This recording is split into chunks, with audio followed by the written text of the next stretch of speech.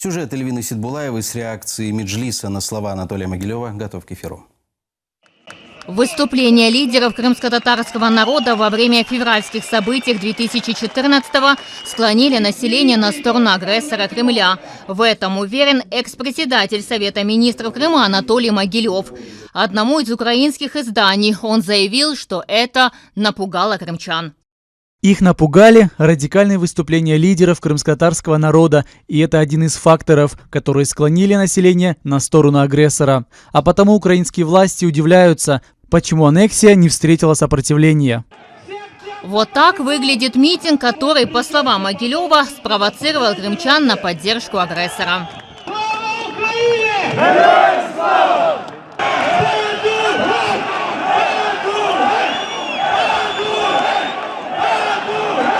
Если мы возвращаемся к дням февраля 2014 года, то не на кого было опираться, кроме как крымс-татар. И Могилев об этом прекрасно знает. Он один из многих, которые первые дни покинули Крым, вместо того, чтобы действовать. А это кадры 27 февраля 2014 года. После того, как рано утром вооруженные люди захватили Совмин, по словам Могилева, он пытался с ними договориться, но уже к вечеру депутаты его отправили в отставку. Могилев не сопротивлялся. Сегодня Верховный Совет Крыма принял решение об отставке Совета министров. Оценку данному решению пусть дадут сами крымчане. Наша команда сумела добиться многих положительных результатов. Всем спасибо за работу и поддержку. Честь имею.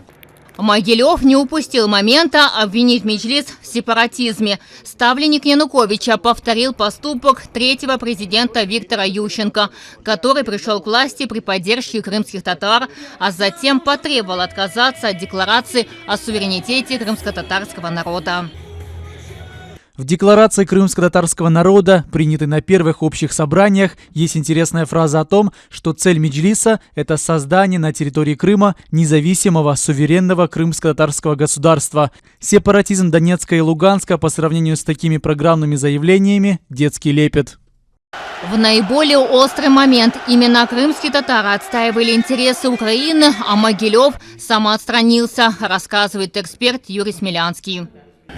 Подобное заявление можно расценивать как заявление, которое направлено на то, чтобы раздробить сегодня единство крымчан, которые хотят вернуть Крым в границы Украины. Не могу привести примеры, что в период января, февраля, марта 2014 года до момента проведения вот этого цирка, который оккупанты назвали референдумом, до момента, когда Государственная Дума страны-оккупанта приняла решение об аннексии территории Крыма, господин Могилев делал какие-то серьезные публичные заявления, которые показали бы, что государственный чиновник стоит на защите интересов Украины. Вот я их припомнить не могу. Мы связались с экс-главой Совмина Крыма Анатолием Могилевым. Он пообещал с нами встретиться на следующей неделе. Это отдельная тема телефонного разговора. Но это неправильно. По телефону говорить нам еле-еле. Извините, не могу говорить сейчас. Созвоните со мной чуть позже. Хорошо.